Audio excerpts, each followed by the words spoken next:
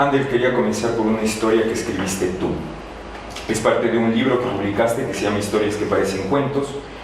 Y esta historia, este cuento, se llama La buena educación, que describe, ¿no es cierto?, tu periodo de bachillerato en los años 70, y tú le denominaste como la experiencia más desagradable, sobre todo porque había una inconsistencia con un tema que se enseñaba en esta institución. El lema era: aquí se enseña y se dice solo la verdad. ¿Qué es lo peligroso de un lema así para una escuela o para una institución educativa? Bueno, empezamos esta jornada de manera intensa, parece, evocando recuerdos complejos, porque sin duda el periodo de 6 años de educación secundaria para mí fueron un suplicio en una institución que además lleva el nombre de uno de los conquistadores españoles, Sebastián de Benalcázar, que en el origen él era un arriero de burros y obviamente también un genocida, y su apremio era dominar estos territorios y obviamente conquistar todo lo que encontraba a su paso tras el oro y la fortuna que debía enriquecer, digamos, España. En este colegio ese lema, digamos, se trasladó hacia nosotros como un estigma, diría yo, porque supuestamente teníamos que aprender solo la verdad, pero era una verdad desfigurada por una educación que lo que hacía era convertirte de manera sistemática en un borrego del sistema. Y mientras más cercano estabas a ese objetivo, obviamente tenías los aplausos y las notas altas. Si eras contestatario, entonces estabas castigado en definitiva. Si tenías una actitud que era no concordante con lo que eran esas normas de educación, desde la imagen, o sea, era el corte casi militar, la chaqueta del uniforme gris oscuro, casi negro diría yo, el pantalón gris, corbata roja, y todos peinaditos, etc.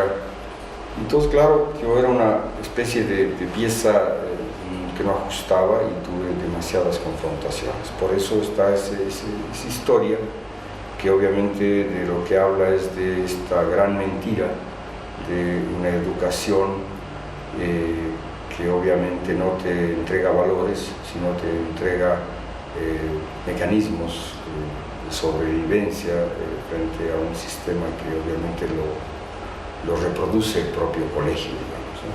Eso, básicamente. Es interesante porque durante los años siguientes a tu graduación del colegio te vinculas a movimientos sociales, a iniciativas populares en el contexto latinoamericano, sobre todo en los años 80, con un activismo político muy fuerte, ¿no? Y entonces dentro de esta idea de las instituciones que ven el castigo como necesario a las personas que son rebeldes, a las personas que no se ajustan, nos preguntábamos también si debe existir una correspondencia fuerte entre la educación y una posición política siempre, o cómo tú te acercaste al tema de la educación desde esa posición política tan fuerte que fuiste desarrollando a lo largo de tu activismo político. A ver, yo pienso que cada uno es responsable de sus actos y tienes unos orígenes que son diversos, infinitamente diversos. Yo venía de una familia más bien liberal, diría yo, de una clase media baja que pujante, pero de pensamiento progresista y socialista. Mi madre, más bien muy cristiana, muy religiosa y muy tierna, pero tenía el estigma de la religión católica encima, que además al final le cobró de manera muy dramática. Esta filiación religiosa le hizo mucho daño. Pero en eso, obviamente, el poder estar en los sistemas educativos secundarios, universitarios, con estas otras visiones un poco más amplias y más cercanas a nuestras realidades, si tienes un mínimo de sensibilidad, tienes que optar, tienes que empezar a tomar decisiones. Supongo que, claro, quienes salen de colegios religiosos salen con la fe, ¿no es cierto?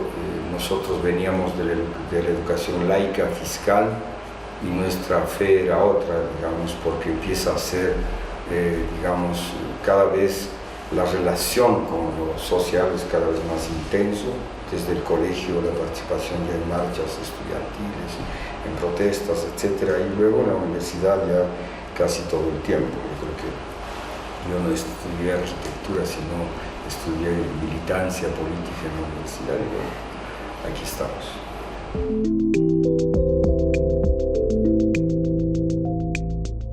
Oye, y en principio, esta idea de horizontalidad, de flexibilidad, de dinamismo que dices, ¿vieron resultados al principio en los estudiantes? ¿Había otra actitud? ¿Encontraban vertientes a lo que había sido su experiencia como estudiantes y ahora como educadores?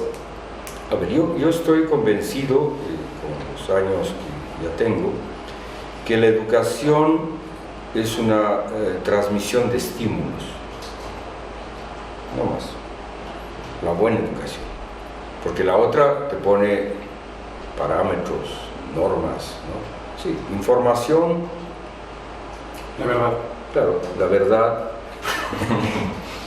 te entregan de diferentes formas, maneras, pero esos estímulos que son hacia, digamos, lo racional, por un lado, ¿sí? O hacia el espíritu, o hacia esta memoria, digamos, que uno tiene, que es de diversa naturaleza, porque hay memoria corporal, hay memorias afectivas, bueno, esos estímulos son los que tú tienes que transmitir.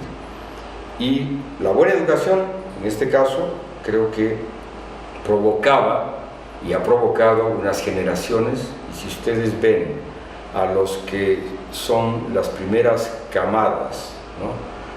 Lo que llaman primeras cohortes de la católica, que empiezan a salir, digamos, si el 94 arranca, el 2001, 2000 ya empiezan las primeras cohortes, haz una especie de mapeo de estos jóvenes arquitectos que son los que tuvieron la primera inyección, diría yo, de toda esta adrenalina de este origen. Tienes una generación muy valiosa, muy valiosa. Y que luego obviamente es más esporádico, porque el modelo sí quedó, ¿no? Porque finalmente termina en algo que nosotros mismos lo escribimos, que es aprender haciendo. Y eso ha prevalecido en la católica, porque no es solamente la teorización, hay que ir a los problemas, enfrentarlos y ahí desarrollar los proyectos. Entonces eso ha prevalecido.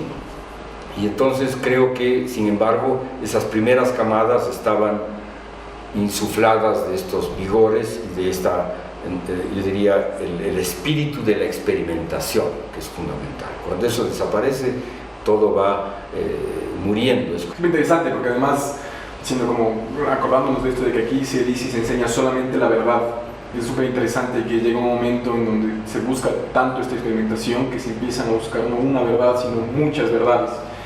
Creo que la católica, la FADA, en este caso, buscaba siempre esta idea de no tener como una sola línea, una sola idea, sino más bien abrir este campo a muchas ideas, a muchas verdades. Y creo que ahí hay una cosa valiosa, que como tú dices, ojalá no se pierda y ojalá sea como una cosa que prevalezca no solo en la Universidad Católica, sino en varias de las que hay. Porque parece que ahí es donde está la semilla, ¿no es cierto? Como en el conflicto, en el choque, es donde se empiezan a dar las cosas más interesantes. Uno tiene que valorar la diversidad. ¿Sí? A estas alturas yo creo que nadie puede cerrar los ojos frente a eso, que es una necesidad vital. Y el que no lo hace, o sea por diversas razones, sea por razones a veces religiosas, a veces morales, a veces éticas, pero todas falsas, ¿no? O sea, dejan de ver la globalidad. Y tener esa visión sectaria es aquella que hace daño y que no construye una cultura de paz. Porque una cultura de paz está basada en el respeto al otro o a la otra, que son diversos. Y Entonces, ¿cómo puedes construir, digamos, tú una sociedad equilibrada mínimamente si tú enseñas desde chiquiticos a competir, a ser exitoso? Entonces, en esas lides, finalmente vas pisoteando al de al lado por ser exitoso y estás compitiendo, ¿no? O sea, no estás respetando al otro o a la otra. Entonces, creo que ahí justamente está la gran diferencia. Y a estas alturas, después de tantos años de estar metidos en este tema de la educación, particularmente de la arquitectura, del urbanismo, me parece que estas visiones son las que deben fortalecerse. Y por tanto, mientras más diverso sea el pensamiento, digamos, obviamente hay unos límites que son inaceptables. Si tú no puedes tener dentro de una planta docente a un facho de mierda, no lo puedes tener, porque obviamente eso supone que estás dando un espacio justamente a los derroteros más oscuros, ¿no es cierto?, de la condición humana. Entonces, por ahí van los límites, pero lo otro es, o sea, bienvenido sea, ¿no? La paradoja de la tolerancia, no solo es posible cuando no toleras a los que no se puede tolerar. Y esa palabra a mí me ofende todavía, porque se educa, se sigue educando en este, digamos, paradigma de la tolerancia. Pero si tú hurgas un poquito, te das cuenta que solamente se tolera desde el poder. El que tiene poder tolera. El empresario tolera al obrero, digamos, el profesor tolera al estudiante o a la estudiante, ¿no es cierto? El padre tolera al hijo, o sea, él pone los límites, dice hasta aquí. Yo creo que hay que cambiar tolerancia por respeto, porque si no haces ese gran cambio, la sociedad tiene una cantidad de cosas vedadas, ¿no? Y tú encuentras, hay museos de la tolerancia. Sí, o sea, estás poniendo pedestal a algo que tiene de abajo mismo, de origen, está mal planteado, no es por ahí.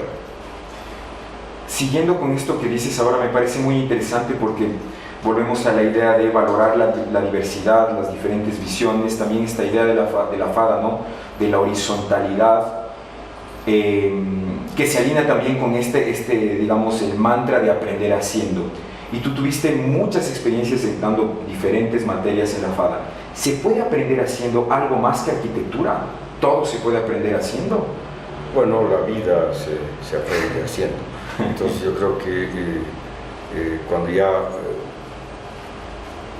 vuelcas este concepto, que es una metodología en realidad, hacia lo que es arquitectura, sin duda creo que estás acercándote a algo que lo puedes ver en la evolución misma del ser humano, de las especies, y lo ves cuando ya tienes un hijo, cómo ese niño día a día aprende haciendo, no hay otra manera.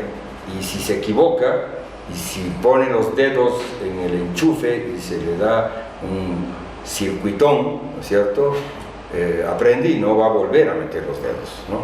Igual, o sea, es aprender en el error, ese es otro de los temas. No siempre uno aprende haciendo que todo sea perfecto, o sea, hay que equivocarse un montón de veces como parte de un proceso de enseñanza-aprendizaje. Entonces sí, yo valoro mucho, digamos, eso de aprender haciendo, porque creo que yo me he equivocado muchas veces, pero a la final aquí estoy, o sea, y estoy no de una formación unilineal, porque primero yo no quise ser arquitecto para empezar, ¿no es cierto? Quería ser músico, ¿no? Y después quise ser médico y bueno, a la final terminé siendo arquitecto. Pero al mismo tiempo en la arquitectura, durante el tiempo que estuve estudiando, mi estudio fundamental no estaba ligado al estudiar a los grandes referentes, que además todos eran importados, o sea, todos Acá la enseñanza es dependiente de principio a fin y nuestros referentes siguen siendo hasta el día de hoy los arquitectos modernos o sea, todos son los ismos, ¿no? El organicismo, el funcionalismo, el posmodernismo, el constructivismo, etc. Y ninguno de esos ismos, digamos, recupera la producción arquitectónica originaria de nuestros pueblos, o sea, la arquitectura popular no se le estudia, etc. Hay una cantidad de falencias. Claro, pero y sin embargo, a pesar de que en la universidad se buscaba esta idea del aprender haciendo, que tiene este paralelismo con la vida que uno aprende haciendo, todavía lo que veíamos y lo que discutíamos y lo que veíamos en tu libro y en las historias que contabas es que todavía existe esta distancia, ¿cierto? A pesar de que el aprender haciendo debería darte esta idea de la realidad, ¿no es cierto? De equivocarte, de ir parando y siguiendo. Veíamos que igual en la universidad hay todavía esta distancia entre lo que se enseña en arquitectura y la realidad del arquitecto cuando sale. Bueno, yo diría que más que distancia hay unos vacíos enormes todavía. La universidad en general en el mundo y particularmente en América Latina y en un país como el nuestro, en el Ecuador, no te enseña a trabajar con la informalidad, que es el mayor porcentaje de la realidad. Es decir, te enseña a trabajar con el porcentaje de lo formal, o sea, la empresa, el profesional o la familia que tiene la capacidad de pagar a un profesional para que le diseñe su casa, su edificio, su fábrica, lo que sea. ¿Sí? Para eso te enseñan, para eso estás perfecto. Pero en esos otros territorios, en donde esté el 80 o más % de la población, nadie te ha enseñado. Entonces, ¿cómo pretendemos cambiar nuestras realidades si es que no estamos actuando en lo que es la realidad mayor de nuestros países, de nuestras sociedades? Entonces ahí hay huecos, pero además de eso, el aprender haciendo supondría que las facultades tengan, y hay facultades del mundo que sí lo tienen, que son talleres, o sea, talleres en donde de la idea tú pasas a la maqueta, de la maqueta al prototipo y vas y tienes que aprender al taladro, la suelda, etcétera, como el acercamiento a que sí, tu idea es o no es ejecutable. Y ahí nos falta mucho. O sea, son territorios en los cuales todavía se han dado pasos, pero hay mucho por hacer.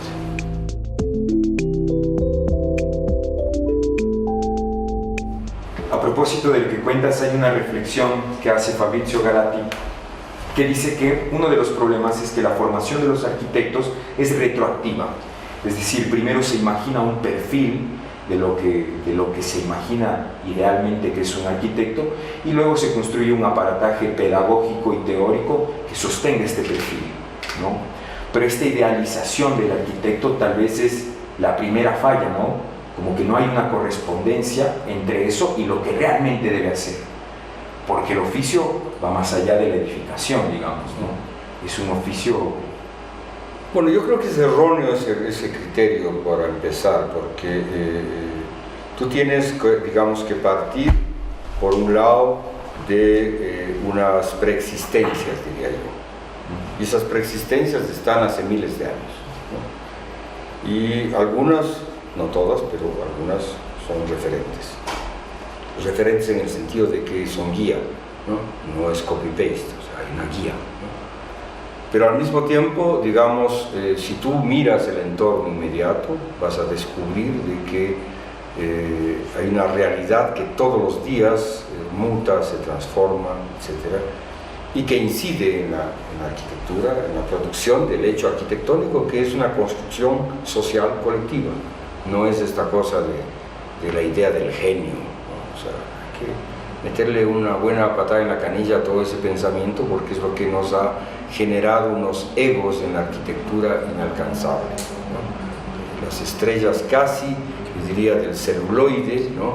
Que en la arquitectura, o sea, también hay pasarelas para todas estas exhibiciones, ¿no? Entonces yo creo que hay que darle una patada, porque sin duda me parece que hay que reconocer el valor también de lo personal, ¿no?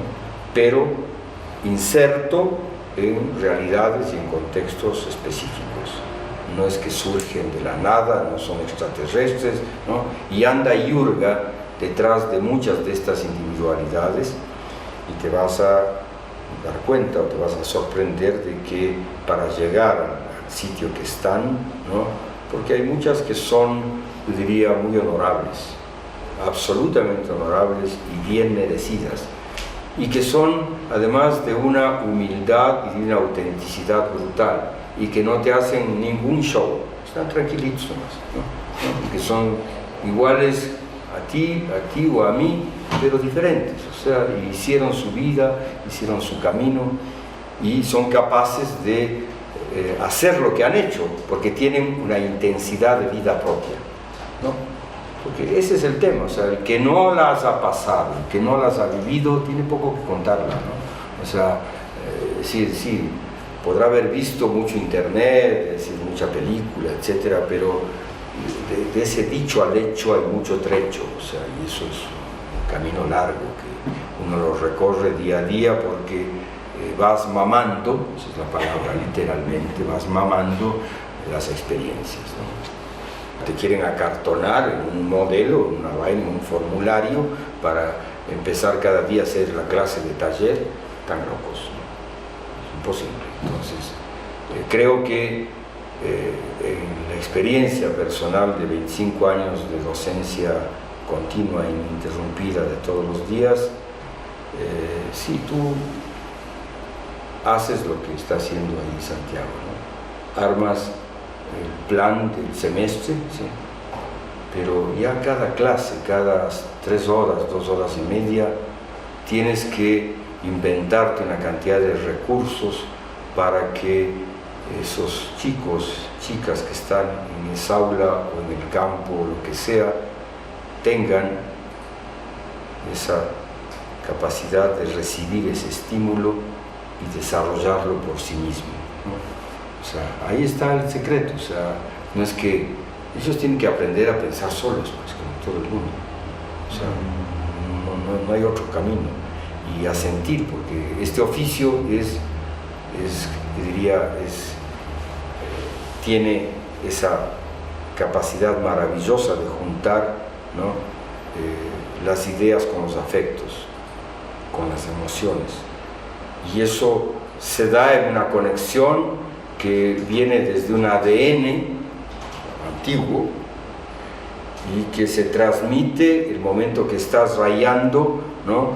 Desde el corazón, el cerebro, la pluma, el lápiz al papel, y eso no te da la pantalla del ordenador, perdóname, no te da, porque, o sea, el trazo pierde la fuerza, todas las líneas son iguales, no, pues, o sea, y si no, ¿por qué valoramos las exposiciones de los grandes arquitectos, de sus bocetos hechos a mano? Porque ahí está, o sea, es esa la conexión, es una otra conexión.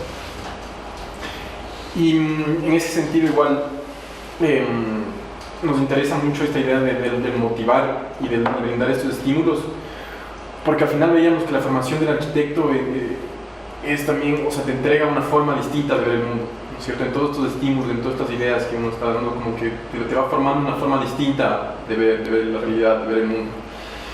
Y entonces en esa idea, ¿cómo se transmite o cómo se motiva a que los estudiantes abran ese espectro a estar como atentos o como Despiertos. Sí, como despiertos a ver esas cosas, receptivos? Este es un oficio. Me parece muy, muy hermoso que hables de la creación arquitectónica como un momento poético, ¿no?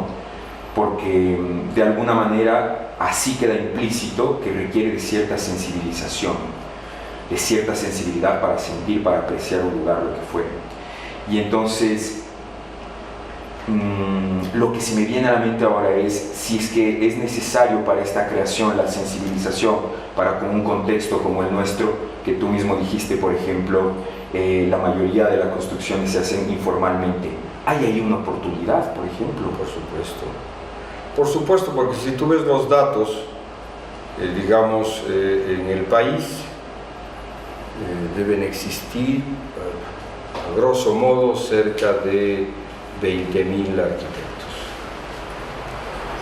empieza a ubicar franjas, a ver cuántos están con el empleo fijo, trabajan de docentes o están en la burocracia o trabajan en empresas o lo que sea, pero hay una cantidad de arquitectos que posiblemente estén manejando el taxi o el Uber, ¿sí? Y estén, o sea, en el límite de la sobrevivencia, ¿sí? Si esa es la realidad, ¿por qué esos arquitectos no están trabajando en donde está el mayor porcentaje de la población que los necesita? No aprendieron a trabajar ahí.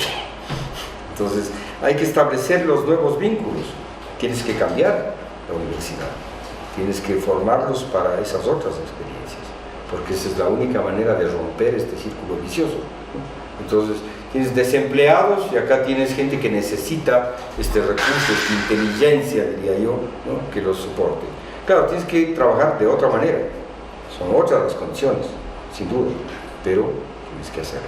Hay muy pocas experiencias, sí, reconozco, no es que partamos de cero, porque en toda América Latina, por la propia magnitud del fenómeno, hay muchos jóvenes particularmente que han pasado las de Caín, pero han hecho propuestas y han desarrollado ejemplos maravillosos además.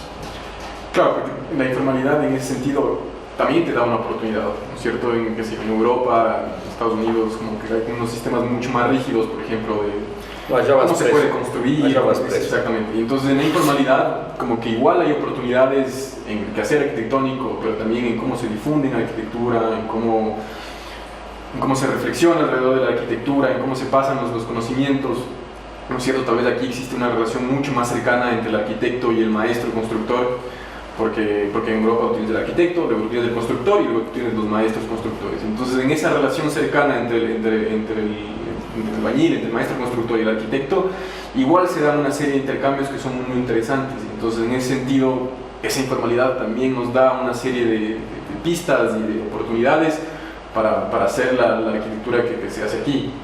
Por eso que tú mencionas, digamos, también nos lleva a constatar que muchos profesionales de nuestros países valoran más la producción arquitectónica y las condiciones de producción arquitectónica del primer mundo, ¿sí? Y no son capaces de identificar que el arquitecto del tercer mundo es el que mayores libertades y potencialidades tiene. Porque allá, para ejercer, anda a ver la cantidad de procedimientos y trabas, la colegiatura, los costos, etc. Chorro de plata y de trámites. Pero además de eso, si tú quieres hacer algo mínimamente experimental, te cuesta un ojo y la mitad del otro. Acá lo haces todos los días, o sea, puedes, yo digo, ¿por qué escogemos el traje Armani y no el traje Mamani? Para ejemplificar, ¿no? Andel, y tú en tu momento fuiste presidente del Colegio de Arquitectos y también estuviste vinculado con los eventos, uno de los eventos de difusión de arquitectura más importantes, la Bienal de Arquitectura. ¿Cómo se enfrentaron a este paradigma? Este paradigma en el que por un lado tienes que difundir, pero por otro hay esta búsqueda de un poco regresar a ver a lo propio y aprender de eso, digamos. Bueno, esa fue otra oportunidad. Obviamente cuando se plantean estas posibilidades uno tiene que dirimir si conviene o no meterte en este rollo. Finalmente sabes que tu vida se va a quedar unos años ahí, y en mi caso me tocó estar desde el año 11, ¿no?, y salí el 17, o sea, son muchos años. Y en ese periodo estuvieron las bienales del año 12, 14, 16 y 18, que son bienales en las cuales obviamente trabajamos intensamente. ¿En qué propósito? Justamente en develar de que había una arquitectura, particularmente en América Latina, muy potente, que surge de esta contradicción y este conflicto. Por un lado están las escuelas de arquitecturas formando, ¿no es cierto?, a estos profesionales, pero al mismo tiempo se producen unas rupturas específicas en cada sitio, ¿no? En estas búsquedas, yo diría, de trabajar con el recurso local, con las condiciones locales, con la cultura local, etc. Y de repente creo, sin lugar a equivocarme, que la producción arquitectónica de América Latina que se expresó en estas bienales desde el 12 en adelante cambió el contenido mismo de estos eventos, porque antes eran traer a las estrellas, ¿no?, europeas, norteamericanas, etcétera, asiáticas. Sí, interesante, porque me parece muy valioso esto que dices de que sí, a veces uno ve los referentes lejanos y uno espera llegar allá, cuando en realidad hay un valor muy importante en reconocerse en el otro, como en realmente sentirse cercano al otro, y entonces en ese sentido como reconocer realidades cercanas a las nuestras, como Colombia, Perú, Chile, Argentina, como Latinoamérica, como que da esta oportunidad de reconocerse, de sentirse como en esta misma bolsa latinoamericana, ¿cierto? Y entonces en ese sentido nos preguntamos qué tan valiosas crees tú, o mejor dicho,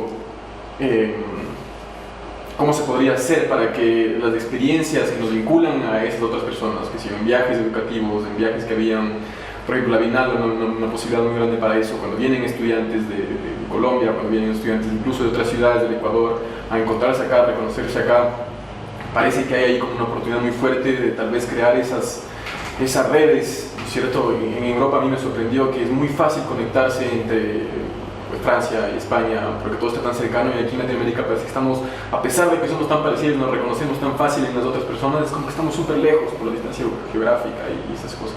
Entonces en ese sentido tal vez estos puntos de encuentro como la Bienal, como los talleres participativos que hacen algunas universidades donde se invitan a otros estudiantes, parece que hay una semilla importante igual para que los referentes empiecen a ser cercanos, como reconocibles. Bueno, todo esto siempre hay gestores, hay ideas, hay iniciativas concretas. Mira, desde el año 2012, cuando estaba en el colegio, creamos la red de bienales de arquitectura de América Latina, y ahí se creó otro espacio de integración, de intercambio, de debate, etc.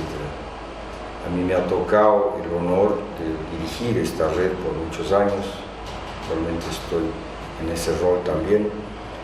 Pero el mundo, la sociedad contemporánea es una sociedad de redes. Lo que pasa es que hay que saber usarlas en los propósitos, ¿no es cierto?, evitando de que las redes del mercado, digamos, sean las que dominen, porque esas son las que dominan realmente. Entonces tiene que generarse estas otras redes en las cuales tú accedes. Afortunadamente ahora ese acceso es mucho más democrático. Cualquier arquitecto o joven estudiante de arquitectura accede muy fácilmente con un clic a la información de la producción en América Latina, en Asia, en África, cosa que antes era casi imposible. Pero el año 20 con la pandemia, ¿no es cierto?, se da un fortalecimiento aún mayor del tema virtual, de la relación vía internet. Sin embargo, de todo eso, quienes hemos estado en la academia, yo afortunadamente renuncié el 19, porque no he dado clases virtuales, y veo el sufrimiento de los profesores y de los estudiantes en esas clases virtuales que te quitan elementos que son consustantivos con la educación. Y pasa lo mismo en estos encuentros bienales que empezaron a hacerse virtuales también. Hay bienales virtuales, ¿sí? La primera en América Latina se hizo en Santa Cruz, en Bolivia. Pero nunca, ni la academia virtual, ni la bienal virtual podrá reemplazar lo que es el encuentro humano, directo, de un profesional que se conoce con el otro o otra y establece unos nexos que perdurarán en el tiempo a partir de esa química o no química, ¿sí? A mí me quedó presente esto de que hablabas del ideario contemporáneo, es de esto de trazar redes, y en ese sentido también me parece interesante mencionar la idea de trazar redes ya no solamente dentro de la arquitectura, sino que cómo la arquitectura empieza, o sea, necesita otra serie de redes con otra serie de disciplinas para enriquecerse, para poder trabajar, para poder desarrollarse de una forma integral. Y entonces, en ese sentido, en educación, ¿tú cómo has visto que ha sido este intento de trazar conexiones con otras disciplinas? ¿O tú crees que la arquitectura siempre ha sido como...? Lamentablemente todavía, más allá del discurso que a veces lo dice explícitamente de que la formación debe ser transdisciplinaria, interdisciplinaria, etc., los hechos no está sucediendo eso. Creo que quienes hemos podido cultivar una relación con artistas, poetas, matemáticos, filósofos o lo que sea, y meterlos en esta sopa, ¿no? Para, ¿no?, que salga el producto arquitectónico, nos enriquecemos. Pero las escuelas también deberían tener esto como parte de su práctica, porque las visiones son diversas. Es decir, si tú vas al terreno para hacer el primer boceto, el primer trazo de lo que puede ser la obra en ese sitio, ¿no?, y vas con el biólogo, él te va a dar otra lectura, y por tanto esa lectura debe estar, ¿no es cierto?, presente en ese proceso, ¿no? Y si vas con una mujer, su sensibilidad va a ser otra, ¿no? Ander, pero si tú tienes mucha experiencia en estos eventos que difunden arquitectura como educador también, y entonces si nosotros queremos buscar esta formación de un arquitecto transversal, un arquitecto que más bien tiene como herramientas para adaptarse a algo, ¿no es un reto la sistematización, por ejemplo? O sea, ¿cómo? Porque yo me imagino sería increíble un arquitecto que se relacione con poetas, que se relacione con el topógrafo, con infinidad de cosas. Es decir, a ver, hay elementos que se pueden sistematizar, pero hay otros que no. Otros que dejan huella en el alma y ahí está la impronta. A ver, ¿cómo vas a sistematizar, digamos, la noche en la cual tu amiga te declamó a Neruda? Complicado, ¿cierto? ¿Cómo sistematizas eso, no? Yo creo que, sin embargo, en los procesos estos, cuando haces un taller y vas, digamos, construyendo colectivamente ideas, procesos, diseños, etc., eso sí es bueno sistematizar, porque son experiencias que, por ejemplo, el trabajar en barrios populares, si no tienes ahí un mínimo de legado, lo llamaría yo, de los que ya lo hicieron y que te transmiten, mira, no cometas estos errores. No puedes ir el primer día y ofrecer que no sé qué cosas que vamos a hacer. No, anda calladito nomás, anda, aprende, ¿sí? ¿No es cierto? ¿No? O sea, hay cosas que son de cajón, que tienes que sistematizar porque hay tantos errores. Entonces creo que hay muchas cosas que hay que aprender. O sea, tenemos elementos técnicos en los cuales ya la ciudad está mapeada, tienes información, tienes cartografía urbana, tienes cómo ubicar las zonas donde construyes, no construyes, donde hay agua, no hay agua, luz, escuelas, servicios, dónde están los arquitectos en Quito, todo está. ¿Qué haces con toda esa información? ¿Cómo la trasladas a lo que son intervenciones que efectivamente cambien la calidad de vida de una ciudad? ¿Sí? Ahora estamos a punto de tener una nueva administración municipal, ¿sí?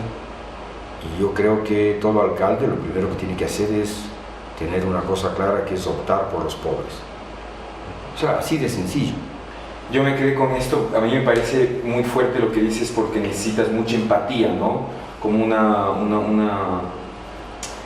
aprender son compromisos, de los demás, compromisos. Y volviendo a la educación, en esa misma línea, ¿no crees que la elitización de la educación juega un papel importante en ese sentido? Penosamente en este país la mejor educación es privada. No puedes negar, o sea, y cuando se abre un programa de becas para posgrados, etcétera, anda a ver quién gana. No son precisamente los de las universidades públicas o colegios fiscales, ¿no? Porque hay un deterioro. Entonces, los gobiernos tienen que apostarle a la educación pública. En las ciudades hay que apostarle al transporte público, al espacio público. En fin, ahí estamos igualitos todos, hermanos, ahí somos iguales pero diferentes, ¿no? Pero si seguimos aniñados, o sea, que solo el que tiene plata, ¿no?, hace lo que le da la gana, ¿no?, Hay que incomodar. Hay que incomodar. Sí, hay que incomodar. exactamente. sin duda, o sea, esa es una gran lección, porque si tú mismo, porque el reto es que uno mismo tiene que incomodarse, porque si no es discurso, o sea, si tú no, el día de mañana haces exactamente lo mismo que todos los días anteriores, te estás matando, o sea, ¿cómo tienes una capacidad de innovarte a ti mismo? ¿Sí? Entonces creo que por lo menos para mí la pandemia fue un momento de quiebre. Me agarró justo en una edad, diría yo, de madurez, porque vejez es ofensiva, madurez, digamos. Y entonces es la primera vez que tengo tiempo. Y resulta que el tiempo es el recurso más importante que todos los seres humanos tenemos. Y que no sabemos decidir qué hacer con nuestro tiempo. Ese es otro problema, ¿no? Por eso yo siempre antes veía de lejos al artesano que estaba tallando una madera, horas de horas ahí, solito, ¿no? O a veces con otro cercano conversaba, pero ese tiempo no lo teníamos nosotros. Estar solo con el instrumento, cambiando la materia, transformando, etcétera, ¿no? Estábamos en la vorágine, teníamos que estar en todas las reuniones, teníamos que ir a ver la última película, la última exposición, y entonces de repente, o sea, empiezas a descubrir de que es tan importante estar solo, o es tan importante estar bien acompañado también, claro, ¿no? Y tener tiempo, y pasar a hacer las cosas más sencillas de la vida, ¿no? Yo nunca había hecho arroz, ahora ya sé hacer arroz. Entonces yo creo que hay unos elementos que te van enriqueciendo, pero de veras.